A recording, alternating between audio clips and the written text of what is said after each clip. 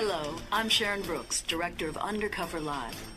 Today we'll be following police detective Charlie Foster.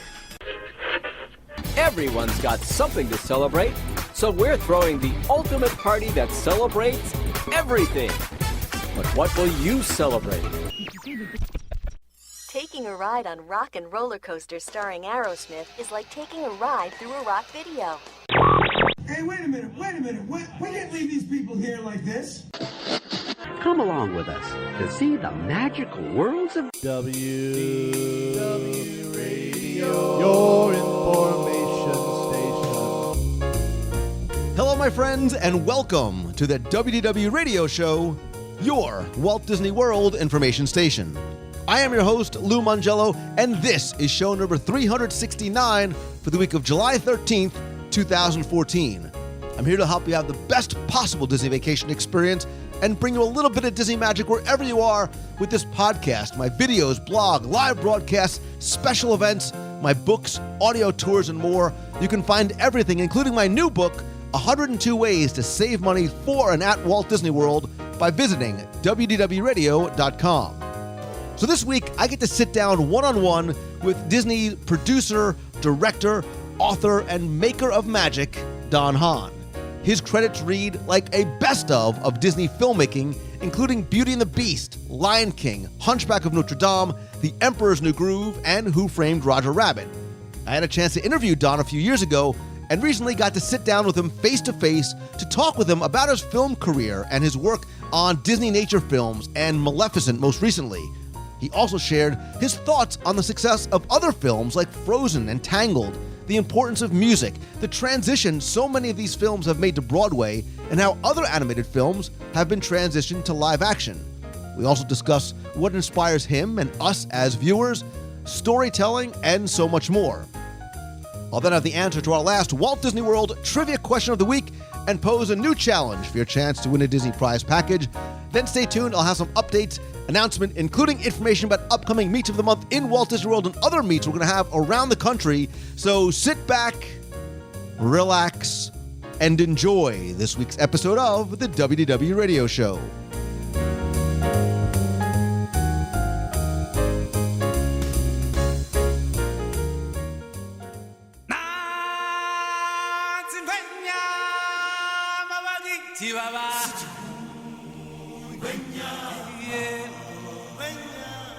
If you know and love Disney films, chances are you know and love the name Don Hahn. He was the producer of some of the most successful animated films in history, such as Beauty and the Beast, The Lion King, Hunchback of Notre Dame, The Emperor's New Groove, and Who Framed Roger Rabbit. His other credits include the Disney nature documentaries Earth, Oceans, and African Cats, and his latest work, Chimpanzee. He also directed Waking Sleeping Beauty, the story of the renaissance of Disney animation in the 80s and 90s, and recently was the executive producer for the live-action reimagining of Maleficent. I had the pleasure of interviewing Don by phone back on show number 160 in 2010, along with director Peter Schneider, and discussed his film career and Waking Sleeping Beauty in depth. At the recent Pacific Northwest Mouse Meet in Seattle, Washington, I had the pleasure of meeting Don face-to-face and spending some time chatting with him casually over dinner. I also sat in on his presentation to those in attendance, which I still feel was one of the most powerful, fascinating, and brilliantly presented I have ever seen. He's an amazing storyteller who really knows how to reach people through words, images, and the planting of seeds to your imagination. He was also kind enough to spend some time with me for a brief interview, which I am so excited to share with you today. So, ladies and gentlemen, boys and girls, I give you the amazing Don Hahn. So I'm sure you either don't remember, we actually have never met before, but you were on the show back in 2010. You and Peter had come on to talk about Waking Sleeping Beauty. Still one of the most downloaded and most popular interviews I've ever done. Oh, thank you. That's good. Always happy to talk to you, even if I'm a little sketchy on whether I remember or not. It's always good to talk to you. It really is. Just follow the cue cards. It just says Lou Mangello. That's all I need to. Thank you. Yeah, that's all I need. That's good. We're both a little sleepy today, but we're fine. We're good. That's good. Listen, it's going to be better because we have little sleep and a little bit of jet lag. It's true. Yeah. You know, you've produced so many incredible, legendary animated features, probably on not a lot of sleep and a little bit of jet lag as well. It's my secret, actually. And so I want to ask you about The Secret, and I want to ask before we talk about some of the things you've done, because I think what I, as a Disney enthusiast first, see happening is, dare I say, are we on the cusp of another animation renaissance? Because when you look at Frozen and the popularity and the explosion and just the love that months later people still have for this, how do you explain, and do you think this is maybe sort of ushering this next generation of that kind of renaissance? Yeah, no, I think it's actually ushered in and standing at the altar. I think between Wreck-It Ralph and Tangled and Frozen and the next movie coming up, it's here and doing great. There's an amazing group of people in animation right now, and the directors, the whole crew is really innovative, interesting, fearless in their storytelling, and making some really great movies, as you can see. And the phenomenon of Frozen is unbelievable, just in terms of not just the box office, which is always one indicator, but just in terms of like the effect on culture and how many versions of Let It Go can you hear and all that stuff. So it is a phenomenal time, a great time now for Disney animation. And what do you maybe attribute it to? Because I think when you talk about a movie like Frozen, and again, you can't find merchandise on the shelves, they're bringing it now into the studios. Anna and Elsa still to this day have 5-hour waits at the Magic Kingdom every single day. What do you think of it? Because for me, the one thing that I think connects Frozen to movies like Beauty and the Beast and Lion King is the music. And whether it's Let It Go or some of the other songs, it's one of the things that we remember that everybody knows the words to. Yeah, it's really true. If you say, what do you remember about Disney movies, going back to Snow White, it's probably a musical moment. You probably remember Baby Mine from Dumbo or, whatever. And so when people see a Disney fairy tale like Frozen and get a chance to hear a great musical score, it is comfortable in terms of an expectation, but then it was executed in kind of a fresh way. So, and that's kind of what creativity is. You're taking ideas that seem familiar, comfortable ideas, but you're putting them together in an unexpected way with unexpected themes, which that movie has very good, positive, interesting themes about it. And who knows how to explain the phenomenon? It is part skill and planning and a great deal of luck and a great deal of the audience being ready for a movie like that. Ready for fantasy, ready for wish fulfillment, ready for good guys to win, in this case, good girls to win. And I think it really hit a nerve, obviously, around the world in places like Japan, where it's still playing in number one slot for 10 or 15 weeks. So it is a phenomenon. And I know, and I've admitted this, before the film came out, I wasn't as excited to see it as I thought it was. I thought, it's going to be another princess movie. And I remember sitting there in the theater looking around like I was in shock. And my kids literally sat there agape with their eyes wide open, just loving this film. And I'm like, this is it. Like, this is sort of that quintessential Disney film where I, as a parent, my kids love it together. What did you like about it?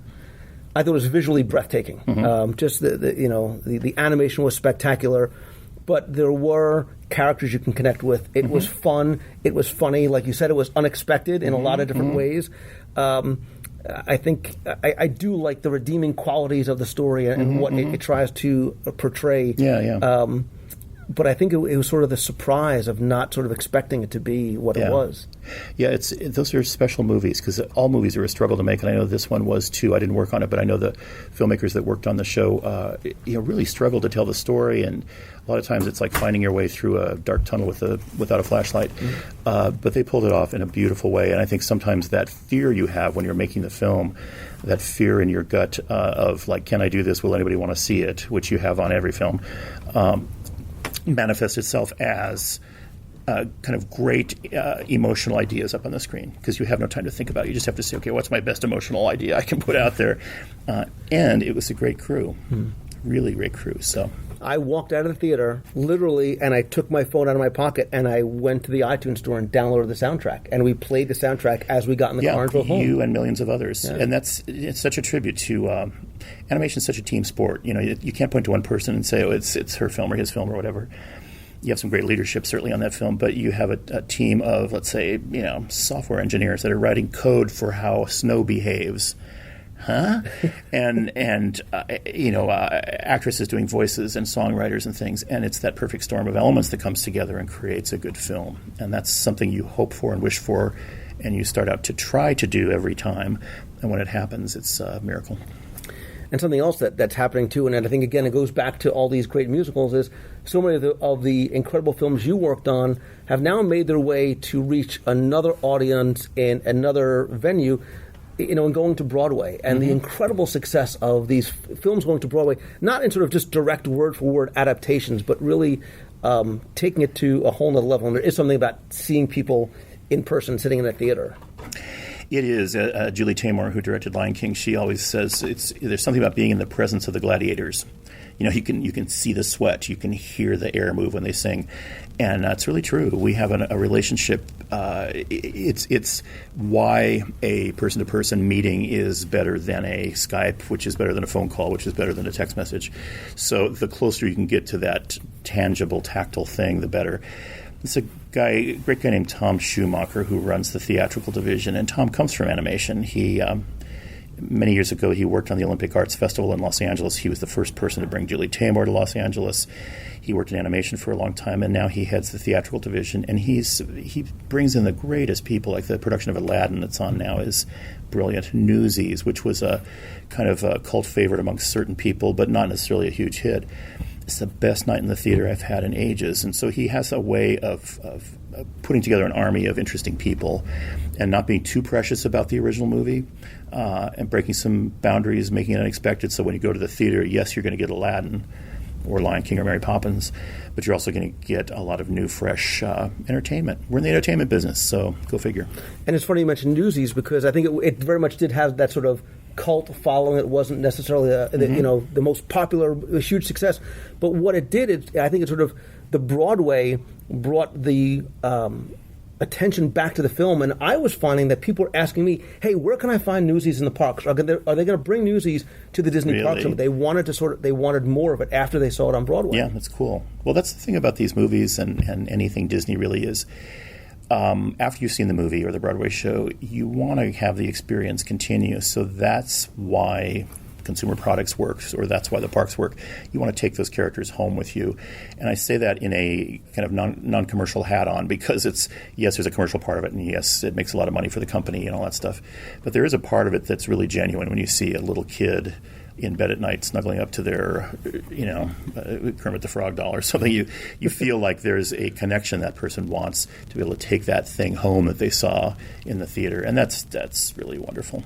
And it goes back to Frozen again. You can't find Frozen merchandise. You can't find Olaf's. Yeah. If you try to find a stuffed Olaf somewhere, it's like Black Friday. That's probably a sentence you never thought you'd use. So when I had you on the show last time, and I know you remember that day very well. I do, yeah. We talked a lot about Waking Sleeping Beauty, and sort of going back to that early point I was making. You described it as sort of that perfect storm in animation that really hadn't happened since the days of Walt. And I think, speaking about Walt Disney specifically, I think a lot of people know of Waking Sleeping Beauty, but don't know about the film that you produced that shows every holiday season at the Walt Disney Family Museum that really is about Walt, not the filmmaker, but Walt the dad, Walt the husband, Walt the guy who wanted to sit around the Christmas tree with his family.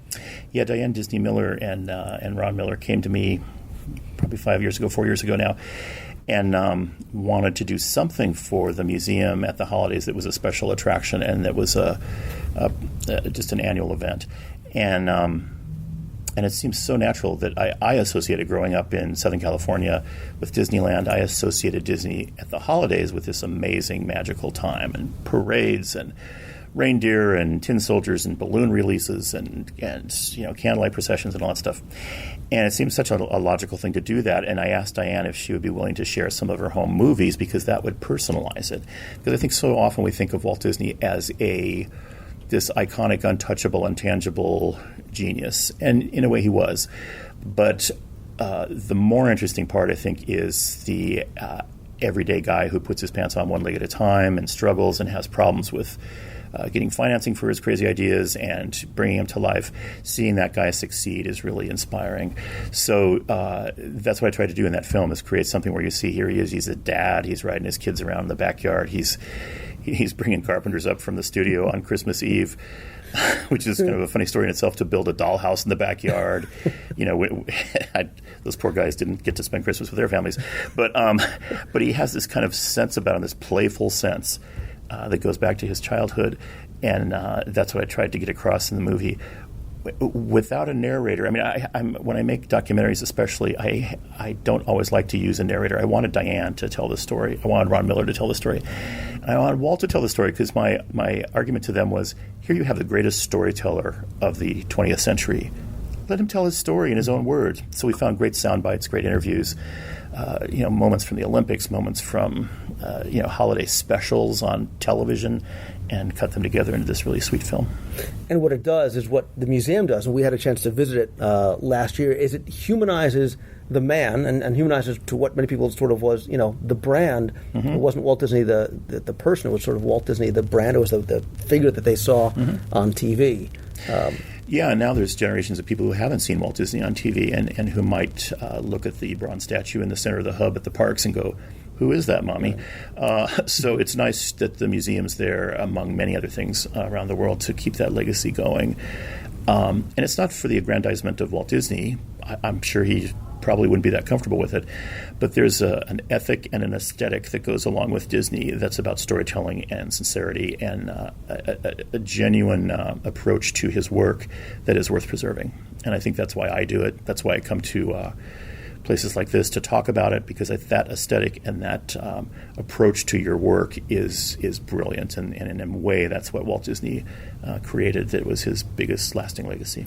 And using the term legacy makes me think about some other projects that you work on for Disney in terms of filmmaking, is the Disney Nature series. Because Walt Disney, is certainly very well known for not just being a conservationist, but he loved animals and he loved sort of telling stories in the visuals. Let the animals tell the stories by filming them in their natural environments. Can you tell us a little bit about some of the Disney nature films and how those came to be? Because it really was something kind of that we haven't seen since, the True Life Adventures. Yeah, True Life Adventures were stumbled upon by Walt himself, and he invented, we don't think of it, but we look at Discovery Channel and Nat Geo, and we see all these nature things. We go, oh, that's always been around. It wasn't before Walt Disney. He, sent this husband and wife couple up to Alaska to film Eskimos and seals, and 3 years later, they had a lot of unusable footage. But out of that, he cut together Seal Island and took it to RKO and said, let's distribute this. And RKO said, you're out of your mind. It's all seals. Nobody's going to want to see this. So Walt rented a theater in Glendale in the valley and pulled in an audience and tested it. And it tested through the roof. But he also very cleverly qualified it by doing that for the Academy Award. And when the Academy Award season came around, Seal Island got nominated for an Academy Award. And RKO said, this is great. Why didn't you say something? And from then on, he was making nature films and on TV.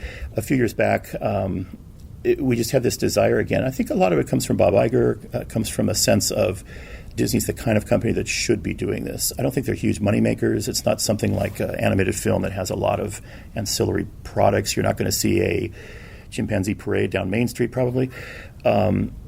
Although you never know. That might be pretty cool. Yeah. Speak too soon. But it's a way to give back. On every film, we've had a charity component. On bears, it was national parks. On chimpanzee, it was Jane Goodall Foundation. So on oceans, it was preserving habitat in coral reefs. So to be able to make movies, tell narrative stories with real animals, and they are real, and we have a really strict ethics code. We don't prod them. We don't put peanut butter in there, do a Mr. Ed thing or anything. They're real animals filmed in the wild in the most impossible circumstances to bring these stories to the audience. So it's a great fun to tell those stories, impossible to make them. Mm. When you're making the film, it feels like you're trying to put together a jigsaw puzzle without the picture on the box, We shot for 3 years on chimpanzee, for example, and had 200 or 300 hours of footage to make a 75-minute movie. And every usable frame of that footage is in that movie because chimpanzees, they sleep, they mate, and they throw their poo. So you can't put any of those on the screen. And you just can't. So you have a very limited amount of content you can put on the screen, and that's what the challenge is. And when they turn out like chimpanzee, and it's very rewarding. And how do you, when you see these films, and what I love too is there is, especially like in Epcot Center, you'll see. I still call it Epcot Center. You do see sort of a. It's not Epcot Center anymore. I know, right? I know. I don't know these things. I worked on Epcot Center, so. Kids love it as much as the adults do. But how do you put something like that together? Because I have to imagine you can't really sort of storyboard out. All right, we're going to go and sort of film the chimps, and this is what we need them to do. How do you sort of put that together, or do you just sort of go out and take what you can and craft a story from what you see? Well, you plan it. The directors write a script, an outline more, maybe a 10-page kind of treatment of what they'd like, knowing that you'll get 60 to 80% of it. And on Chimpanzee, it was unusual because, spoiler alert, if you haven't seen Chimpanzee, here it comes. The little star of the show, Oscar, was being taken care of by his mother, who disappeared one night and went off and was probably eaten by a panther. So here you have this little guy who'd been following around for a year, and you go, oh, my movie's done. Let's go back to the hotel. And but then the most remarkable thing happened because the alpha male in that tribe, that family of chimps, adopted Oscar, which never happens. And even Jane Goodall said, I've seen it once, but I've never seen it filmed. So you got this tremendous accidental, never in the script, never imagined, and then the whole movie took a turn, and it was about Oscar and Freddie, his alpha male that adopted him. So you have to plan it as though you're going to shoot it like a script, and then be willing to improvise and take it where it wants to take you. It's like whitewater rafting. You prepare, you have the helmet, but you have to be ready to be thrown out of the boat. You have to be ready to go wherever the river takes you. And that's very much how nature filmmaking is. And the one thing that, and spoiler, people probably might not realize is, spoiler alert, I'm not wearing trousers. That's why we're only shooting from the top. Yeah, thank God, no. Everything that you do, and I say you individually and then you sort of collectively in terms of animation and the documentary films and all that you do, is that you're entertaining, but you're educating, right? You're very much a teacher. So whether you're teaching a life lesson through a movie like Frozen, whether you're teaching us about conservation and animals through the Disney nature films, whether you're teaching us about Walt, and you're, as if you haven't done enough to, you've also written some very, very successful books about things like creativity. Like you want to sort of educate and teach this next generation of creative artists. And I use artists sort of in air quotes. Tell us about what was the sort of impetus to start writing the books? It was easy for me because the generation before me, people like Willie Reitherman, Frank Thomas, Ollie Johnston, Ward Kimball, shared their knowledge so openly with us. I'm part of a generation that's like, Brad Bird and Tim Burton and Ron Clements and John Lasseter. And they were so free with their knowledge and so free with sharing it that it seemed just, again, part of that Disney culture that you don't hide it. You share it openly. And it was always shared within the walls of the studio openly. There was never any problem with sharing information. It's not mine. I don't own it. I was given it. So it's my job to kind of pass it back. So these books, mine and many great books that are out there right now from people at Disney are kind of a testament to that same aesthetic and ethic that Walt Disney had, which is let's learn, let's teach. I mean, Walt set up a school at his studio in 1935. He hired instructors to come in and life drawing models and painters and colorists, and Frank Lloyd Wright came in and talked about architecture, and Charlie Chaplin came in, and H.G. Wells came into the studio. He put on a university at the studio lot on Hyperion just to get ready for Snow White. So here's a man who on paper had no education, didn't go to college. He was probably the most interested guy in education that you'd ever run across. And he practiced it. He just didn't say, well, you got to educate your kids and that. He practiced it. He opened CalArts. He really walked the walk. So I think that's what's inspiring to me is to say, I've worked with some great people, Howard Ashman and a million great directors, and if I have a strength as a producer, it's that I surround myself with really good people and then do exactly what they tell me to do. But I want the experiences of all that I want to write down. I want to write down and say, in this situation, this is what happened. And look how many times we failed before we succeeded. And look how many bad drawings I did before I did one good one. And I'm a painter. I do all these terrible paintings. And look, I got a good one. I don't show you the 1,000 terrible paintings I did. I just show you the good one at the end of it all to give you permission to fail, to give you the permission to know that that's part of the creative process. And I love sharing that. I really do. And is the goal to sort of inspire young artists or older people who say maybe I'm too old to start doing this, and it's okay to fail, it's okay to try it, it's okay to start anytime. It's really about money. I want to make a lot of money. It's a cash grab. That's what I thought. No, it's not cash. It is. I don't think people when I was young, I could walk to school in the snow on my knees. There weren't that many books out there, and now there's university courses in animation and filmmaking and some great programs out there. But I wanted to give easy-to-access paperback information to people who might be interested in a career in the arts, but were hesitant. And it always amuses me because everything from the shirts we're wearing to the equipment you're using to this room we're sitting in was designed by an artist. Every color was picked out by an artist. The car you drove here was designed by an artist. So what's the big deal about the arts? We live and eat and work with them every day. And yet sometimes in our culture we go, like my mom said, you better learn how to type because you have to back up and have that, like, in case it doesn't work out. Yes, that's true, but there's no reason to be shy about it, and to know that the arts, they work on a different scale. If you have certainly mathematics, reading, and all that stuff is crucially important, but if you have a math problem, there's a right and a wrong answer. In the arts, there's not a right and a wrong answer. What color do I paint a parade float going down Main Street at Disneyland? It's got to be blue. No, it's not. There's no right answer. It's aesthetics, it's gut level, it's experience, it's discussion, it's collaboration. And that's why I love it. And I love the people that work in the arts because they realize that life itself isn't black and white. There's no right answer and wrong answer. It's about collaboration and arriving at what is the right answer for today, because that may not be the right answer for tomorrow or for 10 years from now. So that's what I like about it. And the other thing, Don, too, that I sort of get from everything that you do, as a creator, is it's all about emotion and it's about story. Right? Mm-hmm. Everything that's being designed is about story. And to that point, talk briefly about Maleficent. Mm-hmm. Right? It's telling a story that, again, like Frozen, we weren't necessarily expecting. We weren't expecting Maleficent to be a sympathetic character. Mm-hmm. How did the idea for the telling of the retelling of a new part of that story come to be? There's no magical ceremony with God where these ideas are handed down. It happened in a small office at the studio with Linda Wolverton, the writer, and some executives from Disney, and after lunch with a big Starbucks coffee, and you're just talking about what can we do to make this interesting and relevant. So much storytelling always needs to be relevant, and I always smile when people say, well, just you really changed the original fairy tale, because the truth is there wasn't an original fairy tale. It's like Cupid and Psyche is the same as Hunchback of Notre Dame, is the same as Phantom of the Opera, is the same as Cyrano, is the same as Beauty and the Beast.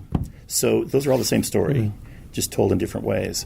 So to be able to take a story like Sleeping Beauty, title the movie Maleficent, and do a deep dig into the character of Maleficent was the goal. We were inspired by things like, Dark Knight and some origin stories, Wicked, that kind of thing. And so it was like, well, what is it that makes this girl tick? She's beautiful. We never know her that much on the screen, though. She's kind of cool. She's got a bird, and you go, what is this? So it was a great opportunity to dig deeper into that character and say, what makes her tick? Why is she so angry? Where does this come from? Why does she want to curse this baby? I mean, what's the deal there? So it's basically, to us, it was a character with anger issues. And you go, well, that had to come from somewhere. And Linda Wolverton's really good at doing her research and digging into the fairy world and reading all the versions of the fairy tale. And we watched the Disney movie endlessly and went to the archives and looked at all the artwork, the Ivan Durrell paintings and the Mark Davis drawings. And out of that comes, well, what if we did this? What if we did that? What if we tried this? And inevitably, knock on wood, thank God, the audience is grateful for it because it gives them a relevant story. Had we come out in 2014 with a story about a woman who's asleep, who can only wake up when her handsome young man comes along and reawakens her, metaphorically speaking, That sucks. That's not a message I want to give to my daughter. That worked really great. Some random guy comes to kiss you. That's okay. Fine, right? No, it's got a creepy thing about it, and it was okay in the 50s because you go, my goal in life as a woman was very different than it is now.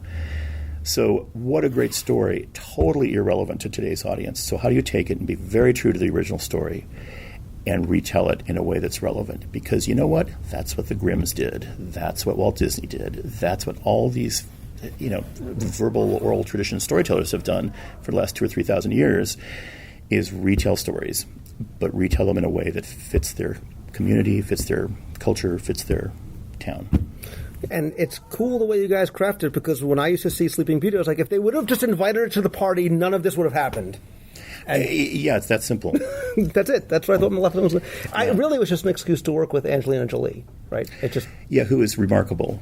You can say a lot about her, but wow, she's the real deal. She amusingly, at the last day of shooting, we had her for 3 months, long makeup sessions, horns, the whole 9 yards.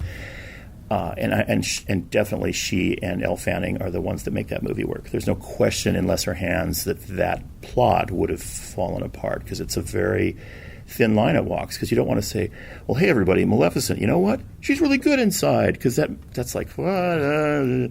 But she walks that line. But anyway, we finished wrapping, and the next day, she had her kids on the set. She's a mom. We've done meetings on the phone where she had like a kid here and the phone here and talking about... And she left afterwards to survey the Syrian refugee camps in Lebanon for the UN. The day after she left, like the day after I left, I went to like Wimpy Burger, and so she's out there doing her UN Messenger of Peace thing, beautifully, raising a family, dealing with issues like breast cancer, being a spokesperson for that, promoting the movie. And she directed a movie when she was done. I mean, she's an amazing human being, a real role model, I think, to look at and investigate the kind of life you can have. One of the things I saw consistently as the movie was starting to premiere on social media channels over and over again was only Angelina Jolie could have played this part, like as if it was written for her. When you're crafting the film, do you start with somebody like her in mind, saying she would be the perfect Maleficent? It was only about her. It wouldn't have gotten made without her. Only about her. Wow. It started in animation a long time ago, and it pretty quickly went to live action as a live action movie. Sean Bailey, the head of the studio, called up her representatives and sent a script over, early treatment of it. And she said, I've always loved this character. I grew up with this character. I'm really interested. Tell me more. And she never left. It was only about her. It's not like we said, oh, God, if we can only get Khloe Kardashian or something. It wasn't that. It was always about her. And because of that, we got this tremendous contribution from her in terms of storytelling, character development, costuming, fashion, all the things that she brings to the party with her sensibility. So, without divulging these secrets, what is next for Don Hahn, or what are you going to share with us next? Other than hopefully a Wimpy Burger. Yes, I have some movie ideas that I'm thinking about, but I'm actually deep into a new book called Before Ever After.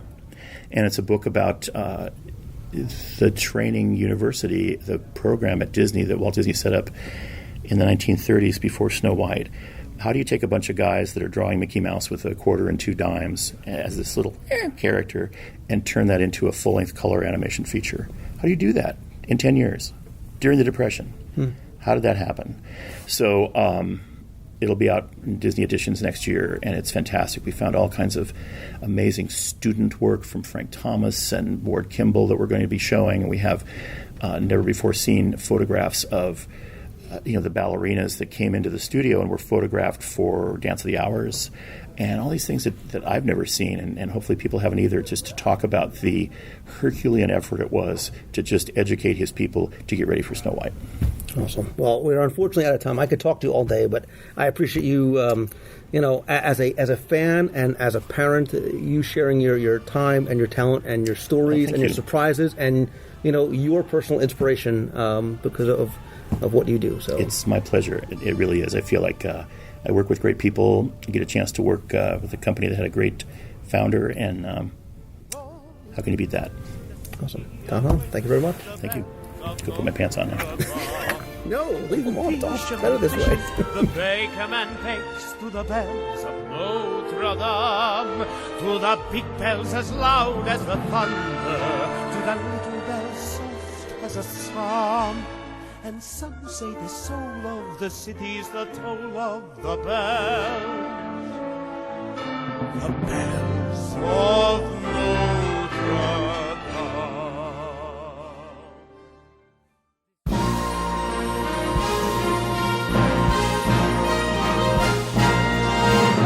It's time for our Walt Disney World Trivia Question of the Week, where I invite you to test your knowledge of Walt Disney World history, or see how well you pay attention to the details and what you see, and maybe even in what you hear. You then can enter for a chance to win a Disney prize pack. But before we get to this week's question, let's go back, review last week's, and select our winner. So last week, I was thinking about Adventureland, one of my favorite lands in the Magic Kingdom, and an often overlooked, especially when it's hot, attraction in Adventureland, and that is the Swiss Family Treehouse. And again, part of what I want to do with these trivia questions and my trivia books and the audio tours is make you really take the time to stop and look up and look down and look around and pay attention to the details in what you see, like I said, or even what you hear. So this last week, I asked you a question about one of those details, which was this: what was the name of the ill-fated ship that the Swiss family used the wreckage from in order to create their treehouse? You see as you walk through that when their ship crashed on the shore of the island, that they used so many of the pieces of the ship's hull and the interior of the ships and the different rooms to create their home inside the treehouse. But you ever ask yourself, what's the name of the ship? Because back in the original novel, back in 1813, Johann Weiss gave no name to the ship itself, but Disney gave a few names, sometimes contradictory. So in Disneyland, the original sign named the ship as the Recovery, and that later was changed to the Titus. Now in Walt Disney World, the name of the ship, and you can find this on the sign as you enter the attraction, is known as the Swallow. Now we had a lot of fun with the question last week because hundreds of you answered correctly that the name was Swallow. Other of you asked questions back saying, I think the name is Falconhurst. Isn't it? Or what about Tentholm? Well, those names, Falconhurst was the name of one of the homes that they built in the branches of a tree. Tentholm was the first place that they had built on the beach, and actually the Rock House was built inside a cavern that they had used in the original novel as well. But what we were looking for was Swallow. Again, pretty much all of you got this one correct. You were playing for all of my audio walking tours of the Magic Kingdom, a copy of my new book, 102 Ways to Save Money for and at Walt Disney World. And I'm getting ahead of myself because you're also playing for a mystery Vinylmation. And last week's winner, randomly selected from all the correct entries, is Sam Merritt. So Sam, congratulations. Get me your address. I'll get your prize package out to you right away. If you played last week and didn't win, I appreciate you playing. Loved all the enthusiasm. But don't worry, because here's your next chance to enter in this week's Walt Disney World Trivia Challenge. So, as you know, I am a bit of a nostalgic. I love old Magic Kingdom and classic Epcot Center. And I was actually thinking about the original Journey into Imagination Pavilion and talking with somebody about the original incarnation of that ride and Dreamfinder and Figment. And that got me inspired for this week's question. Because in the original Journey into Imagination, in the post-show area, was the image work, that interactive play area on the second floor that I would love to get back up and see again one day. But that area, when it originally opened, featured something called the Dreamfinder's School of Blank. It wasn't sort of your normal traditional school, but he had a school of something. All you need to do is tell me what that school was. The Dreamfinder School of what? You have until Sunday, July 20th, to send your answer to contest@wdwradio.com. And again, you're playing for all 6 of the audio walking tours, a copy of 102 Ways to Save Money for and at Walt Disney World, and I'm currently putting a lot of my Disney collection up on eBay. I'm going to pull one of those items out and send that to you as well, so you're also playing for a mystery item from my Disney collection. So good luck and have fun.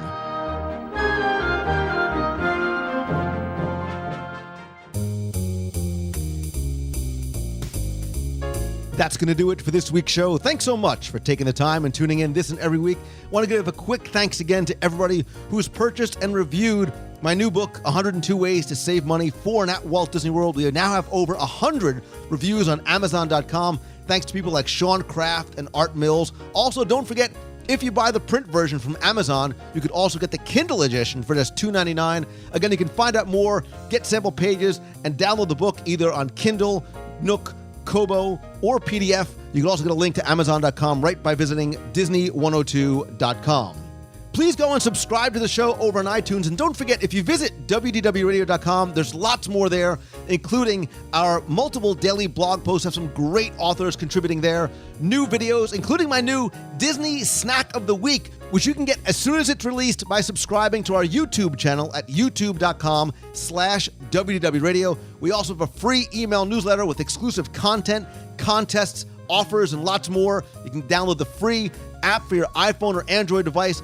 Everything you can find, again, is at WDWRadio.com. You can connect with me directly on Twitter. I am at Lou Mongello, or follow me at Facebook.com/Lou Mongello. We also have the WDW Radio page at Facebook.com/WDW Radio. If you have a question you want to have answered on the show, you can email me at lou@WDWRadio.com. Or if you want to be heard on the air, call the voicemail at 407-900-9391, or use the big orange button on the right-hand side of the WDW Radio website. And you know, as much as I love connecting with you guys online, nothing beats a handshake and a hug. That's why I have a Meet of the Month every month in Walt Disney World. It's free. It's open to everyone. Our next meet is going to be Saturday, July 26th at 2 p.m. in downtown Disney at the brand new Starbucks in downtown Disney West Side. We'll go from about 2 to 4 p.m. Anyone and everyone is welcome. It's perfectly family friendly, so bring the kids as well. You can visit the events page over at WDWRadio.com to find out more, and RSVP, if you could, over on our Facebook events page. There you'll also find out about other events. Just a couple of days left to get some tickets to our WDW Radio Neverland and Sea Land event at the Atlantic Dance Hall and Nighttime Illumination Dessert Party coming up next month. I'll also be doing other events while I'm out speaking and doing other conferences on the road. So I'll be in Dallas August 16th and 17th. I'll be doing a meetup probably Sunday the 17th in the evening sometime. If you visit LouMongello.com, go to the speaking page or the events page, you can find out more there as well. Quick thanks to my partners and sponsors, including Mousefan Travel. They are my official and recommended travel provider because it's who I use. So when you're coming down to World or Land or coming out with us to one of our events like on the Disney Cruise Line, visit MouseFanTravel.com. Best possible prices, all available discounts. Most importantly, and it's why I love and recommend them, it's because their agents give you such incredible personal attention that costs absolutely nothing for you. Again, visit them over at MouseFanTravel.com. And if you want some Disney magic delivered in print right to your door, visit CelebrationsPress.com. You can subscribe and order back issues to Celebrations Magazine. And as always, my friends, and you are my friends, whether we have met yet or not, all I ask is that if you like the show, please help spread the word. Tell your friends about it. Tweet out that you're listening. Share links or come by and comment over on Facebook or YouTube. And please rate and review the show over at iTunes. I want to thank people like Haas Redborn, King BDS, CMAT22, Doug Diamond, and Susie Nicole. Really appreciate your latest ratings and review. Again, if you visit iTunes, just search for WDW Radio. You can find it and rate and review and subscribe to the show there. And most importantly, I want to say my sincerest thanks to each and every one of you who listens and emails and takes the time out of your busy day and week to let me share my passion for Disney with you in so many different ways. I appreciate it so much, and I wake up every day so excited and so looking forward to what I do. And I want you to do the same thing. I want you to feel the same way that I do and do what you love every day. So what I ask you to do is this. I want you to close your eyes and imagine yourself 6 months from now and what you want to be doing and where you want to be. And don't stop, right? And always keep moving forward, because I promise you it will be worth it. And always have faith, whether it's in yourself or your dreams or a higher power or whatever it may be, because it is the most important thing. If you don't use it, you will lose it. So I hope you guys have a great week. Thank you again so very much. So until next time, see ya. Hey, Lou, Gary from Columbus calling. It's been a long time since I talked to you, but I am still a loyal listener. Haven't missed a show in over 6 years now. Loving it. Your latest episode about ways to stay cool in the world, we found a way several trips ago that has really worked out well, and this is for when people are staying on property and have access to a freezer. They have a kitchen and a freezer, and hopefully you're doing some food shopping in a grocery store and saving some money that way. get a case of bottled water. When you get back, put all the bottled water in the freezer. Let the bottles freeze solid. The next day when you head out to the parks, write your name on the cap for each member of your party, throw the frozen bottles into a grocery bag, and take the parks with you. And the nice thing about that is not only are you drinking that cold water from the bottles, and it melts quicker than you think, but as you go throughout the day, you'll end up with this tube of ice in the middle of there, and you can stop at drinking fountains and keep drinking ice cold water. Gosh, we've gone, first thing in the morning and had those bottles last well into the afternoon. So, especially if you've got them in the bag together somewhere where maybe they're not in the direct sunlight, it helps keep them cold longer. So, that's one true way we've found to stay cool and hydrated, and it's worked out for us. So, keep on rocking, though. Enjoying the show. Take care.